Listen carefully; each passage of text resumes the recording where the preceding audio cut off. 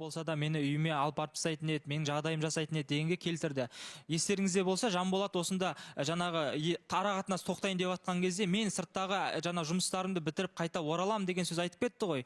Мен бір ойлап отырмын да, Аида сол жігітті бір күтіп отқан сияқты ма әлде деген күдік бар. Ол оралып қайтып келіп қайтадан кеткен адамға расул. Жоқ, мен айтып кетсем болады ма? Өтіп кеткен нәрсе, ол мен просто былай мысал ретінде келтіріп айтқан болатын.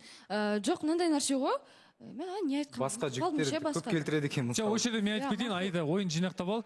Негізі Бауыржан мырза, біздің қыздардың үміткер таңдауы немесе тұрмысқа шығуы наз емес, міндет болып кетті соңғы уақытта. Шын айтайын. Неге? Өйткені барлығымыз қарапайымбыз, келетін үміткерлер де қарапайым. Біреудің әлеуметтік жағдайы болсын, біреудің тұрмыстық жағдайы болсын, әртүрлі келеді. Үміткерді бір-бірімен салыстыруға болмайды. Неге? Өйткені біреу бай қуатты болады, біреу қарапайым болады, біреу ағасымен, біреу шешесімен сыналып жатыр да өмірде. Енді адам болғаннан кейін біреу ауырады, біреу үйтеді деген секілді. Сондықтан да барлығын бір ойында бір идеальный бір жігіт бар да. Шын айтайын, идеальный жігіт, шын айтайын, бұл жерге енді мүмкін келіп қалатын шығар, бірақ бұл жерге көбінесе келетін өзіміз секілді қарапайым адамдар ғой. Шын айтайын, идеальный миллиардер болса, ол әлемі басқа, оның тіршілігі басқа, өмір сүру салты басқа да. Кейбір қыздар айтамын да, бір әкесінен қалған бір 40 қойы бар секілді, аула ұстауға мал секілді бір шіреніп отырады да. Қыздар, өтініш, тәкаппарламаңыздар. Келетін қарапайымдарыңызды дұрыстап сыйлап, дұрыстап күтіп алыңыздар. Міндетсінбеді. Жаңа айтып отыр ғой, мен назым депші. Бұл Айдан айтқан наз емес, тек қана отқан бір шайтса міндет. Шын, міндетсінбеші, өтініш. Ол міндет емес. Болды. Мен айта салайыншы, Аиданың жігітке реніші мүлдем түсініп отқан жоқпын да, әдемі жігіт келіп отыр. Сен айттың ғой, жаңа тыңда енді, қара. Сен айттың ғой, Мисқа пайдаланады деп Бекзат айтады дедің. Бекзат емес, енді мен айтам, қара, қалай болды жағдай? Мисқа дейін Барыстың машинасымен жүресің, заттарың бәрін тасытып аласың, гүлін аласың, сосын ресторанға бірге барасың, сөйтесің де кеше Барыспен айқайласып қаласың. Енді әсет қара, мен саған жаңа кім айтты? Расул айтты, біреулер айтқан еді осы жерде таныстық тоқтайды Мистан кейін деп. Сол мен Оразғалимен пікір таласта мен айтқам, Мистан кейін сен екеуің таныстықтарың 100% тоқтайды деп айттым ғой. Сол кезде сен маған бүйтіп қолыңды шосайтып тұрып, брат, мен саған дәлелдеймін. Таныстық Мистан кейін тоқтамайды дедің. Міне дәлелің көрініп жатыр дегің келеді да саған. Саған енді бір сұрақ қоя кетейінші саған. Сен осы жерге үміткер болып келетініңді Аида білді ма негізінде? Білген жоқ. Бауыржан мырза, мен айта кетейінші, негізі бар ғой, өтініш қысқа да нұсқа айтайыншы. Просто Бауыржан мырза, негізі жаңа мына жерде Айбаттың айтып отырған пікірі, сендер не күтесіңдер, әкелерінің 40 қойы бар сияқты миллионер деген әңгіме да.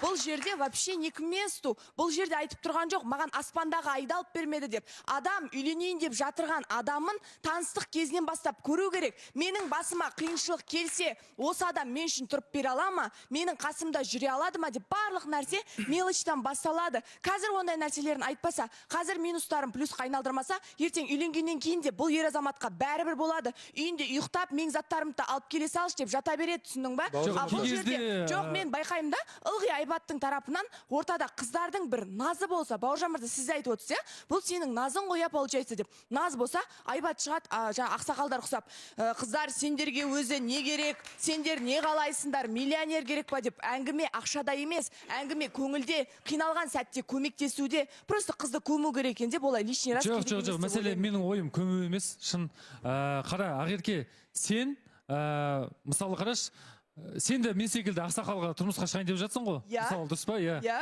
Өте бақытты жанның бір екенсің. Бірақ негізі былай ғой, Бауыржан мырза, ойым бөлініп кетті жаңа. Ойы бөлінді ма бірдеңе болды? Жоқ, Сержан қачабы бұлай андай емес та, просто білмейтін өзі өмірлік салтына сай емес әңгімелерді басқаларға ақыл қып айтып та, Сержанның кішкене айырмашылығы. Сондықтан мен айтып тұрмын. Түсіндім. Кей кезде ара қатынаста, кей кезде соқыр бола білу керек, кей кезде мыңқау біле білу керек та, кей кезде өзің ақылыңды асыра сілте білу керек. Бірақ бұл жерде жігіт өзінің ситуациясын айтты. Біріншіден, екіншіден, біздің қыз бұл жерде құр қалып тұрған жоқ қой.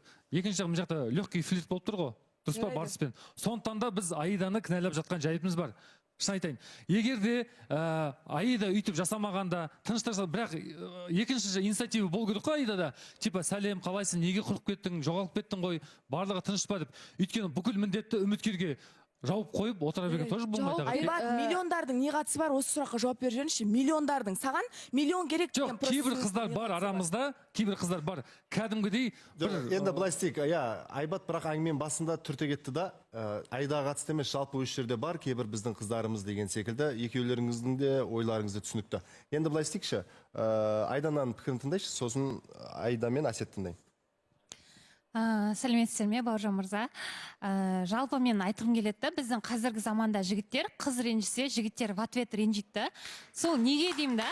Біз қыз Айданың ренжігені жарайды, орынды да.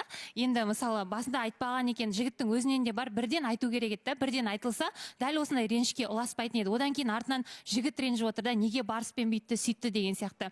Бұл жерде жігіт ренжу емес, жігіттер наоборот махаббат үшін күресу керек деп айтқым келеді да. Сол кезде ғана отношения до конца барады. Одан кейін жаңағы Әсет мырза айтып отыр ғой, 3-4 айдан кейін кетем деп айтты да бір сөзінде. Соны айтқым келеді. Бұл кісінің өмірлік жоспарлары Айданың өмірлік жоспарларына негізі басқаша болып тұр. Сәйкес па? Сәйкес емес негізі екеуінікі, иә? Айда білуімше. Өйткені бұл кісінің мақсаты мысалы 3-4 айда үйленіп, Айданы бір жаққа алып кету мүмкін, иә? Ал Айданың жоспары ондай емес негізі менің білуімше. Сол жағынан да екеуінде келіспеушіліктер бар деп ойлаймын. Ол нақты енді 3-4 ай деген ол менің ойымда. Бірақ егер екеуміздің арамызда кәдімгідей махаббат болып, керемет болып кетсе, мен одан да кішкене ұзақ күтуге дайынмын. Ол ондай бір қатты бір проблема емес.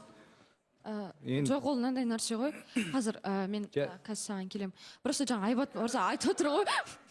Жоқ, жаңа енді Ақеркеге айтып отыр ғой, сен де сол ақсақалға тұрмысқа шығайын деп жатсың ғой. Оған да типа енді не міндет деген сияқты. Ол ақсақалымыз осы жерде бір аяғы нетіп қалған, ауыртып алған, бір аяғын ақсаңдап келсе де көмектесіп жүр ғой Ақеркеге. Ол ешқандай міндет емес ол. Ол істегісі келетін еркек, ол айтқызбай-ақ, оны сұратпай-ақ істейді. Ол қанша жерден қандай проблемасы болса да, мен тағы да айтып кетейінші, Әсет маған анасының ауырып жатқан ешқандай жағдайын айтқан емес. Ол айтатын болса мен түсінетін едім оған нормальный көзбен қарайтын едім мен просто сол нәрсені ғана күттім ол түсіндіруін. Бұл жерде жаңа да мысалы Жансай айтып кетті ғой, шынымен де Жансай екеуміз сыртқа шығамыз, Бауыржан мырза, ешкім жоқ та, бәрі әйтеуір бір-бірінің заттарын көтеріп көмектесіп жатыр. Жансай екеуміз бірімізге бүйтіп қарап қоямыз, біз не істейміз деген сияқты ше. Мен бұл жерде Әсетке ғана емес назым, енді бұл орынды ма орынсыз ба білмеймін, менің достарым да сол моментте мен лақтырып кеткен кез болды да, қандай қиын ситуацияда достарым да келем деп келмей кеткені болды, қасыңда боламын деп поддержка бермеген де болды. Тек қана Әсетті ғана түртіп отқан жоқпын. Просто бұл жерде махаббат алаңы таныста болғаннан кейін